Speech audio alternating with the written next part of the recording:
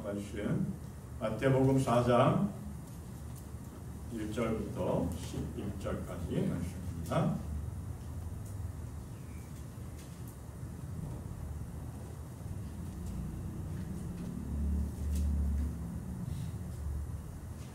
마태복음 4장 1절부터 11절까지 말씀 함께 교독합니다.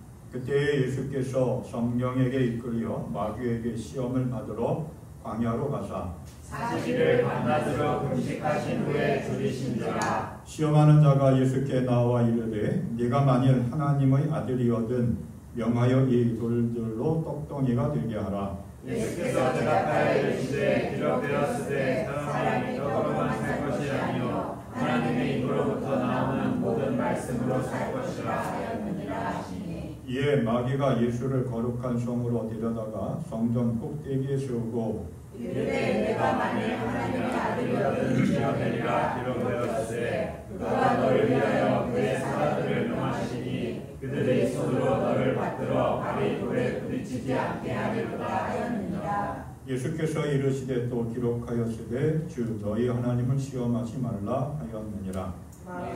또 그를 데리고 지극히 높은 산으로 가서 천하만으로 그와 그 영광을 보여 이르되 만일 내게 엎드려 경배하면 이 모든 것을 네게 주리라. 이에 예수께서 말씀하시되 사탄아 물러가라 기록되었으되 주 너의 하나님께 경배하고 다만 그를 섬기라 하였느니라. 함께 봉독합니다. 이에 마귀는 예수를 변호하고 천사들이 나와서 수정하니라. 아멘. 우리 달콤한 유혹이라고 하는 말이 있습니다. 어떤 때 어떤 상황에서 이러한 표현을 할 수 있을까요? 네? 일반적으로 아는 이야기인데 며칠 전에 뉴스에 나온 이야기입니다. 알코올성 간 질환자가 술을 끊지 않으면 점점 더 나빠진다라고 하는 거예요. 간이 딱딱해지면서 정상적인 기능을 하지 못하는 간경화로부터 시작해서 점점 더 나빠지면서 더 이상 회복이 불가능한 가난까지 이르게 된다라고 하는 거예요. 그럼에도 대부분의 사람들이 그렇게 간이 나빠질 때까지 술을 끊지 못한다라고 합니다. 그런데 간경화 초기 증세 때 술을 끊고 지내면 3년 정도 지났을 경우에 몸이 점점 회복되어진다라고 합니다. 물론 음식 조절도 해야 되고 운동도 규칙적으로 해야 되겠죠. 몸이 좋지 않은데 간에 좋지 않은데 계속해서 사람들이 술을 찾고 술을 즐깁니다. 그 술이 그 사람들에게는 달콤한 유혹이 될 수 있다라고 하는 거예요. 근데 정말 진짜 달콤한 유혹이 있습니다. 요즘처럼 무더운 여름 날씨에 사람들이 조금이라도 좀 더 시원해지려고 즐겨 찾는 그런 간식거리가 있는데 그게 뭐냐 하면 시원한 과일 빙수라고 합니다. 요즘은 팥빙수는 별로 안 찹니다. 과일 빙수. 수북하게 과일들이 쌓여 있습니다. 시원하고 달콤한. 그런데 그 시원하고 달콤한 뒤에 숨어있는 어둠의 그림자가 있다라고 합니다. 과일 빙수 한 그릇의 칼로리가 적으면 300kcal, 많으면 1000kcal가 포함 있다고 합니다. 그래서 1인당 당 함량이 300g을 넘는 초과하는 그러한 경우가 많다고 하죠. 그래서 흔히 우리가 말하는 혈당 스파이크를 급하게 올리는 그러한 것이 이 시원하고 달콤한 과일 빙수라고 하는 거예요. 또 이러한 것들이 있겠죠. 투자에 대한 유혹입니다. 어디에 투자를 하면 대박난다. 요즘 우리나라 부동산이나 여러 가지 투자하는 것들이 있죠. 사람들이 투자를 하고 정기적으로 돈을 냅니다. 갯돈을 붓듯이 이렇게 투자를 하죠. 그러면 그 투자 회사라든지 그 투자를 이끈 사람이 정기적으로 이익금, 배당금 이런 것들을 통장에다 넣어줍니다. 그리고 이렇게 크게 발전하고 있다라고 사람들에게 현혹합니다. 유혹합니다. 그렇게 하고서 6개월, 1년 후에부터는 그 정기적으로 지급해 주던 이익금, 배당금을 주지 않습니다. 어느 순간부터 끊어집니다. 그리고 연락도 되지 않습니다. 유혹에 넘어간 거죠. 조금 뭐 이렇게 투자하면 대박나서 크게 돈을 벌 수 있다. 그러한 유혹, 달콤한 유혹에 넘어가가지고 재산을 다 탕진하게 되고 큰 아픔을 당하는 사람들이 우리 주변에 정말 많습니다. 그 달콤함에 많은 사람들이 속아 넘어가고 정말 중요한 것들을 잃어버릴 때가 참 많이 있고 그러한 뉴스들을 우리는 너무 많이 보게 됩니다. 근데 그러한 달콤한 유혹에 대한 이야기가 오늘 성경 이야기입니다. 오늘 말씀 예수님께서 광야에서 40일 동안 금식 기도하시고 그 다음에 마귀로부터 시험을 받으신 이 이야기 너무나 잘 알고 있고 많이 알고 있고 그래서 좀 뻔한 이야기이기도 하지만 이 말씀을 통해서 오늘 우리의 삶을 한번 점검해보고 새롭게 결단하며 나아갈 수 있으면 좋겠습니다. 공생애를 시작하기 전에 예수님께서 요단강 갈릴리에서부터 요단강까지 오셔서 세례 요한으로부터 세례를 받으십니다. 뭐 여러 가지 몇 가지 잠깐의 실랑이가 있었지만 예수님은 세례 요한으로부터 개인적인 그 삶을 마치고 정리하고 이제 하나님이 주신 본격적인 사명, 그 공생의 삶을 시작하시기 위해서 세례 요한으로부터 세례를 받으셨습니다. 세례를 받고 물 위로 나오셔서 예수님은 기도하십니다. 그 순간 하늘에서 음성이 들려옵니다. 이는 내 사랑하는 아들이다. 내가 그를 좋아한다. 하나님의 말씀입니다. 세례를 받고 물 밖으로 나오시는 예수님, 공생애를 시작하시는 예수님을 향해서 이는 내 아들이다 라고 공식적으로 선포하시는 하나님의 말씀. 이제 이 내 아들이 내 일을 행할 것이다 라고 공식적으로 선언하신 하나님의 말씀입니다. 자, 이렇게 세례를 받으신 이후에 예수님은 도대체 어디서 무엇을 하셨을까 궁금하죠. 근데 성경은 구체적으로 이야기하지 않고 있습니다. 그러나 짧은 그 순간의 사이이지만 우리는 성경 말씀을 통해서 세례 받으신 이후에 이 하나님이 이는 내 아들이라고 선포하신 이후에 예수님이 뭘 어디서 무엇을 하셨는지 알게 됩니다. 1절 2절 말씀입니다. 그 즈음에 예수께서 성령에 이끌려 광야로 가셔서 악마에게 시험을 받으셨다. 예수께서 밤낮 40일을 금식하시니 시장하셨다라고 이야기합니다. 자, 그 즈음에 라고 이야기하고 있죠. 개역 개정판 성경에는 그때에라고 이야기합니다. 누가복음과 마가복음이 동일한 말씀이 기록되어 있는 누가복음과 마가복음에 보면 이렇게 이야기합니다. 마가복음 1장 12절 13절 그리고 곧 성령이 예수를 광야로 내보내셨다. 예수께서 40일 동안 광야에 계셨는데 거기서 사탄에게 시험을 받으셨다. 누가복음 4장 1절 2절 말씀입니다. 예수께서 성령이 충만해서 요단강에서 돌아오셨다. 그리고 성령에 이끌려 광야로 가셔서 40일 동안 악마에게 시험을 받으셨다.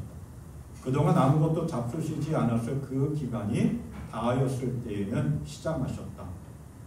그러니까 이미 성경 말씀을 이 세 개의 구절 말씀을 통해서 보면 세례 요한으로부터 세례를 받고 물 밖으로 나오셔 기도하실 때 하나님의 영이 예수님에게 임했습니다. 성령의 충만함을 받았습니다.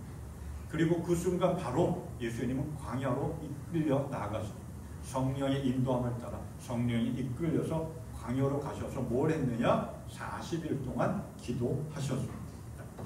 예수께서 성령에 이끌려 광야로 가셨다라고 하는 말씀은 예수께서 성령으로 말미암아 광야로 인도하여 올려졌다라고 그렇게 해석을 합니다.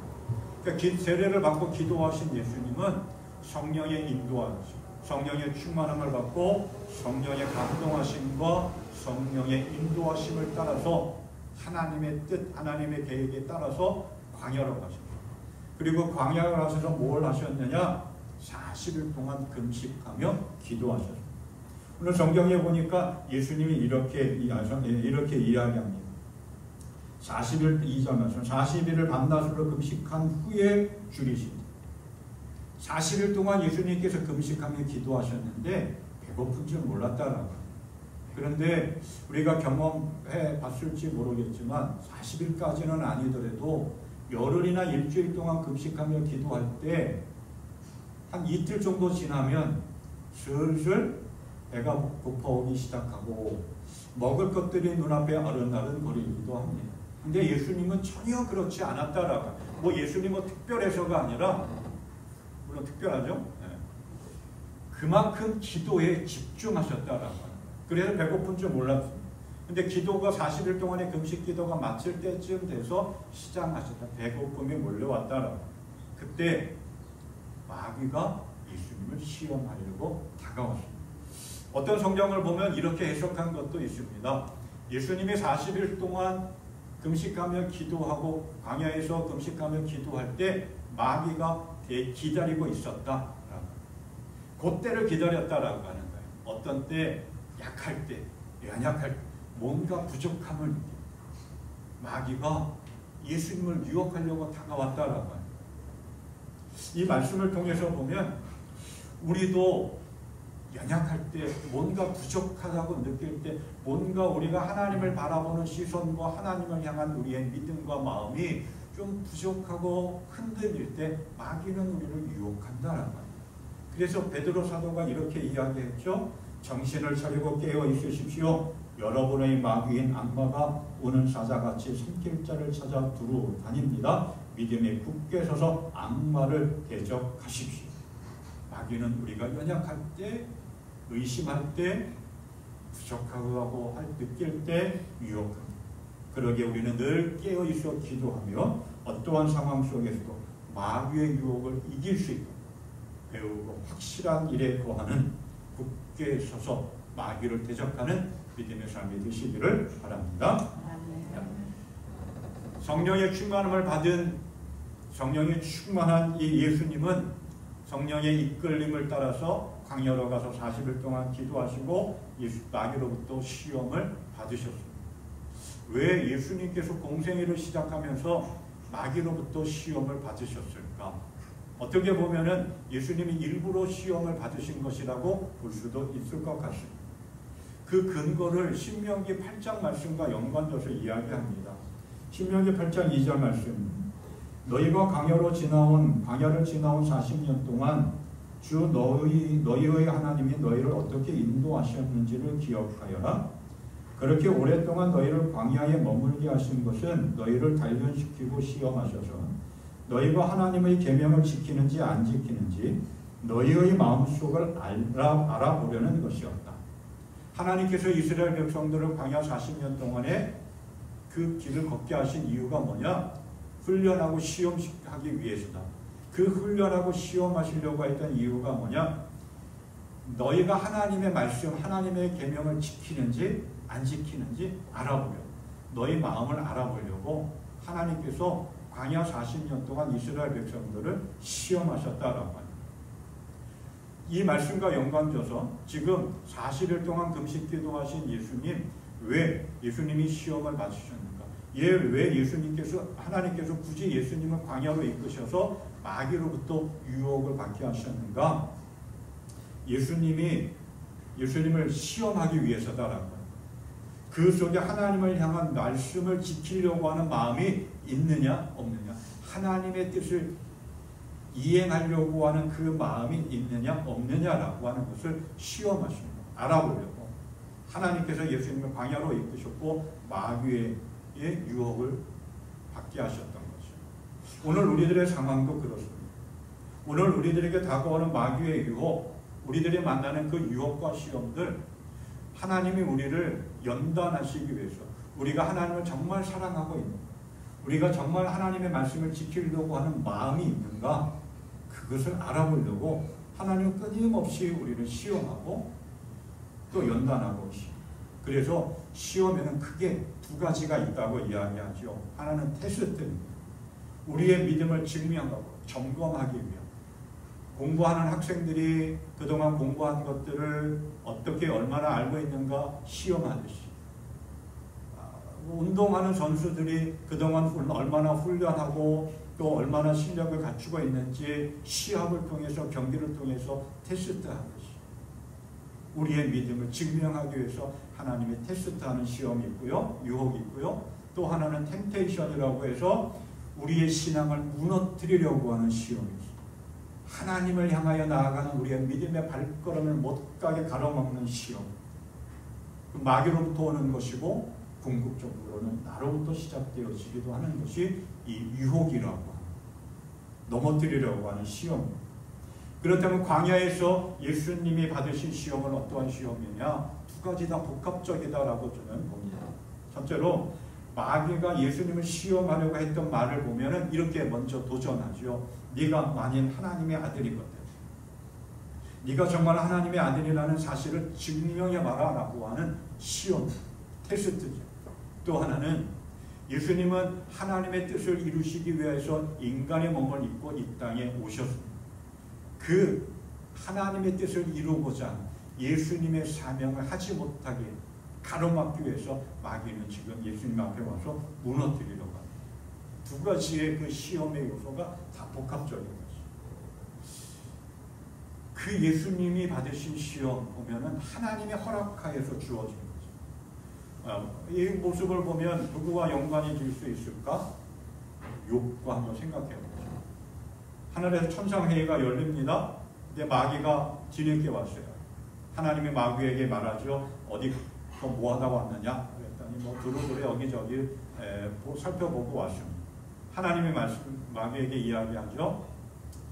욥을 자랑하면서 세상에 이렇게 욥처럼 의롭고 정직하고 나를 잘 섬기는 사람이 어디 있겠느냐라고 이야기합니다. 그랬더니 마귀가 뭐 그렇지는 않았겠지만 콧방귀를 뀌면서 반대 의견을 이야기하죠. 욥이 그냥 아무 이유 없이 하나님을 그렇게 잘 섬기고 정직하게 신앙의 삶을 잘 살아왔겠습니까? 하나님이 많은 것을 주시고 하니까, 그러니까 그거 바라보면서 하는 것 아니겠습니까? 그랬더니 하나님이 마귀에게 권한을 주죠. 욥의 생명은 건드리지 말고 모든 것들을 다 빼앗아서 욥을 시험해 볼 수 있도록 허락해 줍니다. 그래서 욥은 많은 자정들도 있고 재산도 있고 자기의 몸도 상했지만 그러한 상황 속에서도 욥의 믿음은 흔들리지 않았습니다. 지금 예수님의 받고 있는 유혹도 보면 그 주체가 마귀가 아니라 하나님의 권한 하나에서 마귀를 통해서 예수님을 시험하고 있는, 테스트하고 있고 무너뜨리려고 유혹하고 있는 거예요. 근데 그 모든 과정 속에서 그 모든 세 번의 유혹을 예수님은 다 물리치셨어요. 모든 마귀의 유혹을 다 이기셨어요. 아담과 하와는 하나님이 하지 말라고 하는 그 말씀을 의심합니다. 그러다가 다가온 마귀의 유혹에 빠져서 넘어가서 실패했지만 예수님은 동일한 모습 속에서 마귀의 유혹을 하나님의 말씀, 믿음으로 이김으로 인해서 하나님의 큰 뜻을 이루어 나갔습니다. 오늘도 우리가 신앙의 삶을 살아갈 때 호시탐탐 마귀는 우리를 무너뜨리려고 유혹하고 있고요. 우리의 신앙을 한번 증명해 보이라고 유혹하며 다가오고 있습니다.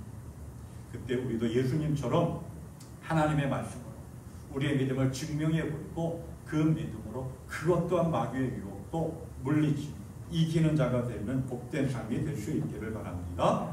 자, 그럼 예수님은 마귀의 힘을 어떻게 이기셨는가? 자, 첫째로 예수님은 하나님의 말씀에 순종함으로 마귀의 시험을 이기셨습니다. 광야에서 마귀는 예수님을 시험하려고 다가옵니다. 그러면서 이렇게 이야기합니다. 네가 하나님의 아들이거든 이 돌들에게 빵이 되라고 말해보아라. 첫 번째 유혹, 돌을 빵이 되게 해보라고 하는, 떡이 되게 하라고 하는 거예요. 근데 전제 조건이 있습니다. 뭐라고요? 네가 만일 하나님의 아들이거든. 테스트하는 거예요. 네가 정말 하나님의 아들이라고 하면 그 실력을 한번 보여줘봐. 테스트하는 거예요. 점검해보는 거예요. 아주 간교하게 이야기합니다. 네가 정말 하나님의 아들이라면, 그래서 무한한 능력을 가지고 있다면 한번 기적을 보여줘봐. 또 그런 얘기예요. 하나님의 일을 하는 것도 중요하지만 먹고 살아야 하지 않겠느냐? 신앙의 삶을 살아가는 것, 예수 믿고 기도하고 예배하고 전도하고 봉사하고 헌금하는 것 중요하지만, 그런데 너 먹고 살아야 되지 않겠느냐? 이 바쁘고 힘든 시대에 뭔 예배를 드리고 뭔 전도를 하고 먹고 살기 급급한데 무슨 헌금을 하고, 신앙생활 열심히 하는 것도 중요한데 먹고 살아야 되지 않느냐라고 하는 거예요. 우리는 이러한 유혹들을 참 많이 받게 됩니다. 하나님의 일을 하고 신앙의 삶을 살아가는 것 정말 중요한데 그것보다 더 중요한 것, 더 좋은 것 있지 않느냐. 야, 여름철에 이 더위에 그 찜통 같은 교회에 가서 뭘 하느냐. 시원한 물가가 내가가고 가서 얼마나 놀면 좋겠느냐라고 그런 이야기를 하고 있는 거예요. 그런데 예수님은 이렇게 말씀하셨죠. 너희는 먼저 하나님의 나라와 그의 의를 구하라. 그리하면 이 모든 것을 너희에게 더하여 주실 것이다. 예수님의 말씀과 반대되는 의견을 지금 마귀는 우리를 유혹하고 있습니다. 중국의 사서라고 하는 것이 있습니다. 맹자, 논어, 중용, 대학. 그 가운데 대학이라고 하는 책에 이러한 이야기가 있다고 합니다.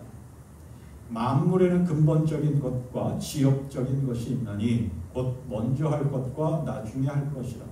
사람이 먼저 할 것과 나중 할 것을 순서를 바로 알면 도에 가까우다.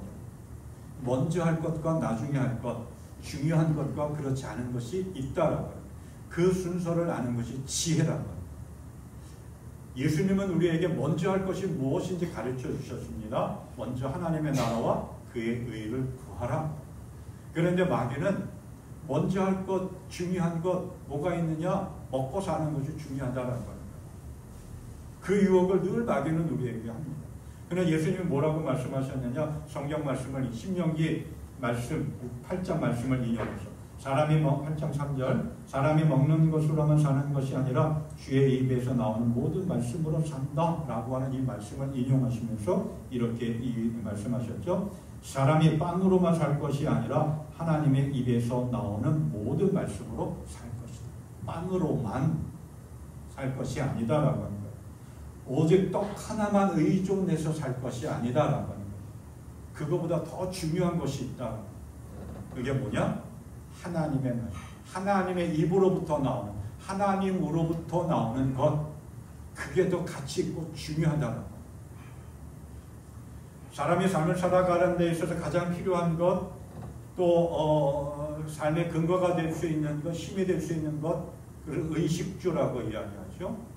그 사람들이 의식주를 위해서 그렇게 부단히 땀 흘리며 노력하며 삶을 살아갑니다. 그 가운데 떡이라고 하는 것은 삶의 모든 문제를 해결하는 어떤 대표적인 것을 상징하는 것이다, 이렇게 볼 수가 있겠죠. 떡이 중요한, 먹고 사는 게 중요한.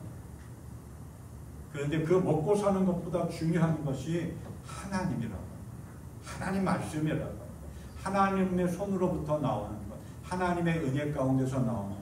그리고 우리는 하나님이 없으면 살아갈 수가 없는 존재입니다. 어떤 찬양처럼 은혜 없으면 우리는 살아갈 수가 없어요. 그 은혜 때문에, 은혜로 인해서 우리는 여기까지 왔고 그 은혜 속에서 우리는 앞으로도 삶을 살아가는데, 우리는 삶을 살아가면서 마귀는 하나님의 은혜, 야 그것도 좋겠지만 지금 당장 너에게 필요한 게 뭐냐? 먹고 사는 것 아니냐? 마귀는 그렇게 우리를 유혹합니다. 하나님의 은혜에 대해서 도전하고 있습니다.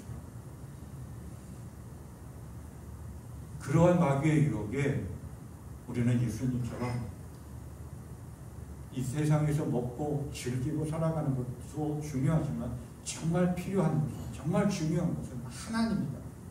하나님이 공급해 주시는, 하나님이 우리에게 내려주시는 그 은혜를 사모하며 하나님을 의지하며 하나님의 말씀에 순종하며 걸어가는 그런 믿음의 삶 될 수 있기를 바랍니다.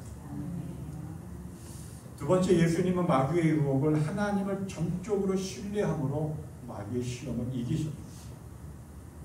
첫 번째 유혹에 실패한 마귀는 두 번째로 도전합니다. 예수님을 거룩한 성으로 데리고 갑니다. 누가복음 말씀을 보면 거룩한 성을 예루살렘이라고 이야기합니다. 예수님을 성전 꼭대기에 세웁니다. 높은 곳에 세웁니다. 그리고 동일하게 도전합니다. 똑같은 말로 첫 번째 유혹과, 네가 하나님의 아들이거든 여기서 뛰어내려봐라. 첫 번째 유혹할 때 예수님이 하나님의 말씀으로 반응하니까 마귀도 하나님의 말씀을 인용해서 이렇게 이야기합니다. 성경에 기록하기를 하나님이 너를 위하여 자기 천사들에게 명하실 것이다. 그들이 손으로 너를 떠받쳐서 너의 발이 돌에 부딪히지 않게 하실 것이다. 하였다. 그러니 한번 뛰어내려 봐. 라고 합니다. 시편 91편 말씀을 인용했습니다.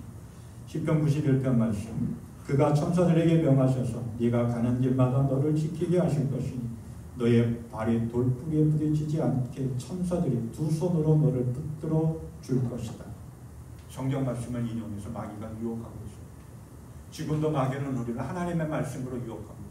신천지나 하나님의 교회나 교묘하게 하나님의 말씀을 인용해가지고 그게 정말 하나님의 진짜 말씀인 것처럼, 그래서 신천지에 빠졌던 사람들 보면 자기도 모르게 그 이단에 빠졌다라고 이야기하기도 하더라고요. 진짜 네가 하나님의 아들이라면 하나님께서 너를 정말 잘 보호해주지 않겠느냐? 도전하고 있는 거예요. 진짜 하나님을 믿는 네가 하나님의 아들이라면 아버지에 대한 믿음이 그 정도는 있어야 되지 않겠느냐? 마귀가 그렇게 유혹하고 있어요. 오늘 우리들에게 그렇게 유혹하고 있어요. 네가 정말 하나님을 믿는다면 그 믿음을 가지고 한번 도전해봐. 네가 정말 하나님의 자녀라면 하나님이 너를 보호해 주실 텐데 한번 뛰어내려봐. 이 도전을 가지고 예수님이 좀 자극받지 않았을까라고 생각을 합니다. 꼭 하나님이 아니어도 예수님 자신의 능력으로 뛰어내려도 아무 문제가 없을 것일 텐데 예수님은 순간 화도 나고 한번 도전해봐 라고 하는 마음이 들지 않았을까 하는 생각을 해봅니다. 또 예수님이 두 번째 유혹 한번 뛰어내려봐 라고 했을 때 뛰어내렸으면 많은 사람들이 뛰어내려서 아무 문제가 없는 그 모습을 보면서 정말 하나님의 아들이구나, 모든 영광과 모든 찬사와 모든 사람들의 시선이 자신에게 쏠릴 텐데 한번 도전해 봄직한 그러한 유혹이었죠. 오늘 우리들의 주변에도 신앙생활하면서 이러한 유혹들이 참 많이 옵니다. 네가 정말 하나님의 아들이가 한번 뛰어내, 한번 뭐 해봐. 하나님을 보여줘봐. 그러한 유혹들을 우리들에게 참 많이 합니다. 그럴 때 자기의 공로를 내세우려고 하고 자기의 이름을 내세우려고 헛된 도전을, 헛된 시험을 할 때가 있습니다. 근데 예수님이 그러한 마귀의 유혹이 이렇게 말씀하셨죠. 주 너희 하나님을 시험하지 말아라. 이 신명기 말씀을 인용하셔서 하신 거예요. 신명기 6장 16절. 너희가 마사에서 시험한 것처럼 주 너희 하나님을 시험하면 안 된다. 라고 하는 말씀을 이용해서 하나님을 시험하지 말라라고 합니다. 이 마사에서 무슨 일이 일어나느냐? 출애굽기 17장에 있는 내용이요. 이스라엘 백성들이 광야를 가다가 하나님이 인도하시고 광야를 걷습니다. 그때 르비딤이라고 하는 곳에 도착했는데 마실 물이 없는 거예요. 백성들이 막 원망하고 투정하고 불평합니다. 그때 모세가 하나님께 기도합니다. 도대체 어떻게 하면 좋겠다고. 그래서 하나님이 지팡이를 가지고 반석을 칠해서 여기서 샘물이 나왔습니다. 그때 모세가 이렇게 하나님 앞에 이야기하고 17장 7절에서 이렇게 하나님 성경은 이야기합니다. 주께서 우리 가운데 계시는가 안 계시는가 하면서 주를 시험하였다고 해서 그곳의 이름을 마사라고 한다. 하나님이 우리 가운데 계시는가 안 계시는가 시험했다고 해서 그 이름을 마사. 마귀가 두 번째 유혹한 것은 뭐냐면 우리의 믿음을 흔드는 것. 하나님이 나를 정말 사랑하실까? 하나님이 정말 내 기도를 들어주실까? 하나님이 정말 계실까? 하나님과 우리와의 관계를 이간질하는, 사람과 사람 사이를 이간질하듯이 마귀가 하나님과 우리와의 사이를 이간질하고 하나님을 의심하며 하나님의 능력을 의심하며, 지금 이스라엘 백성들은 끊임없이 하나님의 돌보심의 은혜, 지켜주심의 은혜 속에서 삶을 살아왔어요. 그런데 그 순간 물이 없다라고 하는 이유 때문에 하나님을 의심하고 하나님을 시험하고, 오늘 우리도 그럴 때가 있지 않을까요? 힘들고 어릴 때 정말 하나님 나를 사랑하십니까? 하나님 정말 계십니까? 의심하고 그 관계를 의심하고. 그런데 예수님은 하나님을 전적으로 신뢰했습니다. 어떠한 상황 속에서도 흔들리지 않았습니다. 오늘 우리도 마귀의 이러한 유혹을 왔을 때 전적으로 하나님만 바라보고 의지하는 믿음의 삶, 그래서 어떠한 유혹 가운데서도 흔들리지 아니하고 꿋꿋하게 믿음의 길을 걸어가는 그런 승리하는 삶 되기를 소망합니다. 세 번째, 예수님께서 마귀의 시험은 오직 하나님만 섬긴다라고 하는 믿음의 결단과 고백으로 이기셨습니다. 첫 번째 유혹도 실패했고 두 번째 유혹도 실패한 마귀는 세 번째로 예수님을 유혹합니다. 매우 높은 곳으로 예수님을 데리고 가서 세상 모든 것들을 보여줍니다. 얼마나 화려하고 좋았겠습니까? 계양산이 높이가 395m, 날씨가 맑은 날 계양산에 그리 높지 않은 산인데 날씨가 맑은 날 계양산을 올라가면 저기 그 남산에 있는 63빌딩은 보고서 남산에 있는 서울타워까지 보이고 또 정말 좋고 망원경 지금 망원경이 설치되어 있다고 하는데 그 롯데타워도 볼 수가 있겠죠. 기뻐 아라뱃게 이 일대를 다 볼 수가 있어요. 보면 정말 멋지고 아름다운 모습들이 참 많이 있어요. 그런데 예루살렘의 그 꼭대기에 올라가서 세상의 넓은 것들을 보여줘요. 얼마나 호화롭고 얼마나 화려하고 얼마나 광대하고 좋았겠어요. 어떤 성경학자는 주석에서 그러한 얘기를 해요. 마귀가 예수님에게 보여준 것은 실제로 높은 곳에 올라가서 보여주다기보다는 마귀가 예수님의 어떠한 세상의 그 화려하고 호화롭고 웅장한 그 모습을 환상으로 보여줬다라고 이야기하게 됩니다. 여하튼 두 가지 실제적으로 보여줬든 환상으로 보여줬든 예수님은 그 화려하고 넓은 세상을 마귀를 통해서 봅니다. 그러면서 마귀가 이렇게 이야기하죠. 네가 나한테 절을 하면 이 화려하고 이 호화롭고 웅장하고 아름다운 이 세상 다 내가 너에게 줄게. 이 유혹 누구나 한 번쯤은 혹할 수 있는 유혹이잖아요.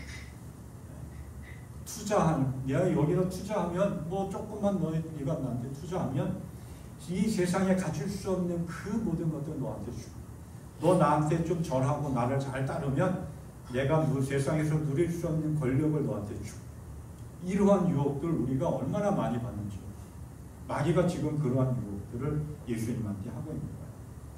그런데 마귀는 거짓말하고 있는 거죠.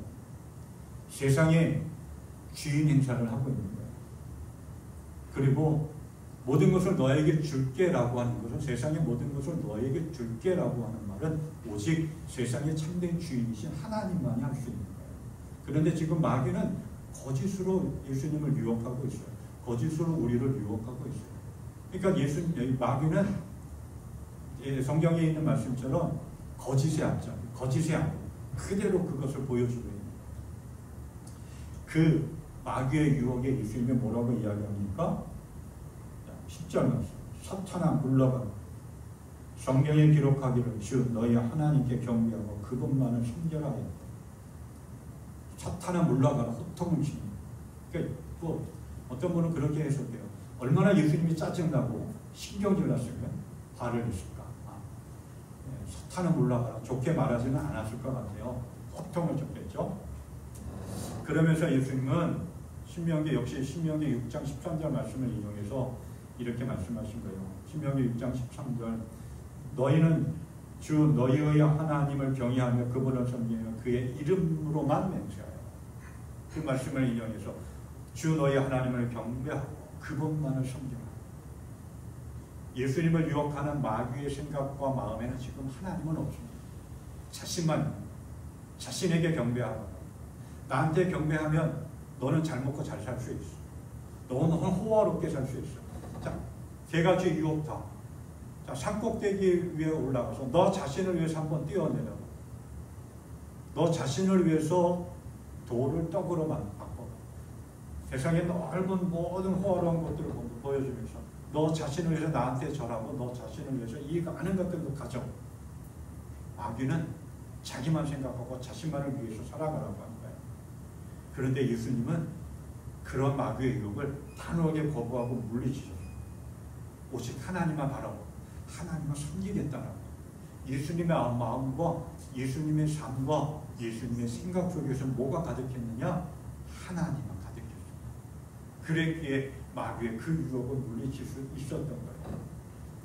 좀 오래된 노래이지만 가시나무라고 하는 노래가 있습니다. 시인이가 촌장이 불렀는데 그 이후에 조성모라고 하는 가수가 리메이크해서 부른 노래인데 상당히 인기가 있었습니다. 그 가사를 보면 이렇습니다.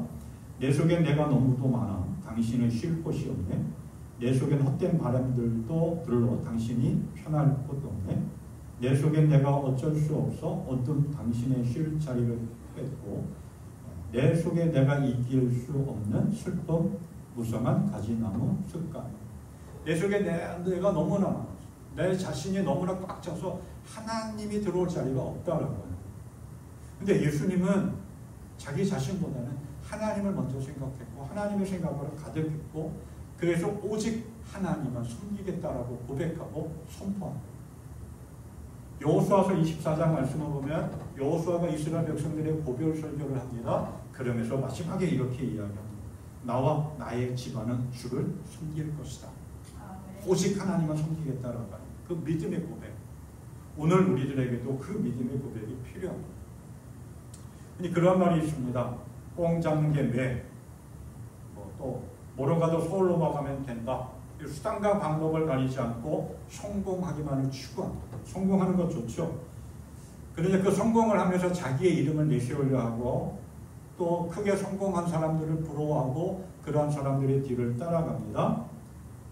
그리고 자기를 자랑하고 자기 욕심을 채우려고 나아가고 합니다.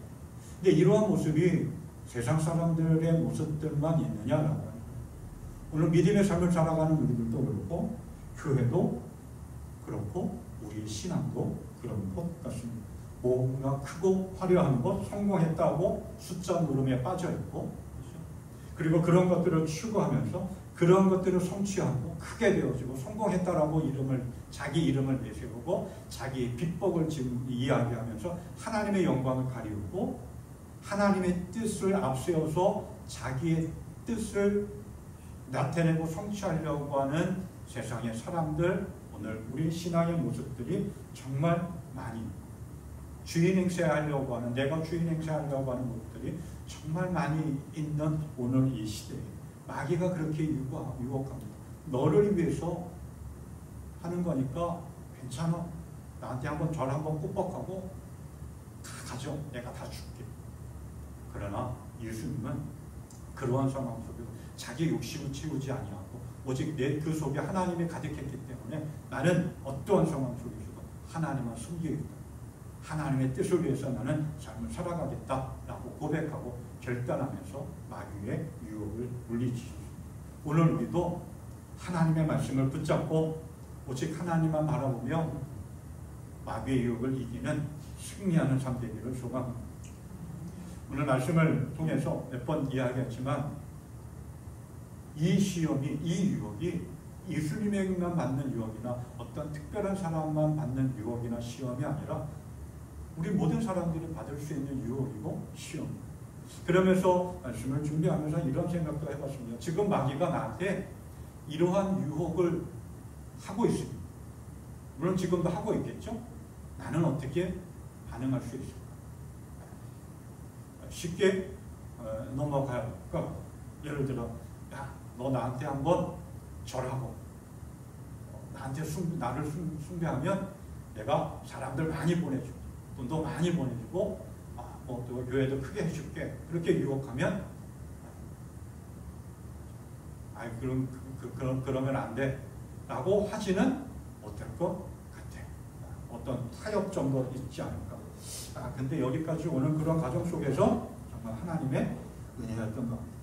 자, 마귀는 예수님을 시험했지만 한 번도 이기지 못했고 예수님은 그 모든 마귀들의 시험을 다 이기셨습니다. 그렇게 모든 시험과 유혹을 이기실 수 있었던 것은 하나님의 말씀이 그 속에 있었고 그리고 기도가 바탕이 있었기 때문에 모든 유혹과 시험을 이기셔서 승리했고 하나님의 이름을 나타내고 하나님께 영광 돌리고 하나님의 뜻을 이루어 갔습니다. 베드로 사도가 말했죠. 정신을 차리고 깨어 있으십시오. 여러분의 원수인 악마가 우는 사자같이 삼킬 자를 찾아 두루 다닙니다. 믿음에 굳게 서서 악마를 대적하십시오. 늘 마귀는 우리를 유혹하고 무너뜨리려고 하고 잡아뜨리려고 하고 하나님 나라로 천국을 향하여 걸어가는 우리의 발걸음 못하게 하고 자꾸 하나님을 의심하게 합니다. 그때 예수님처럼 말씀으로 굳게 서고 기도로 깨어 있어서 마귀의 모든 유혹을 물리치고 승리하는 삶 되기를 소망합니다. 어떠한 상황 속에서도 흔들림 없이 배우고 확실한 일에 거하여 하나님 앞에 영광을 주님이 주시는 기쁨을 누리는 복된 인생 되기를 축원합니다. 예, 찬송가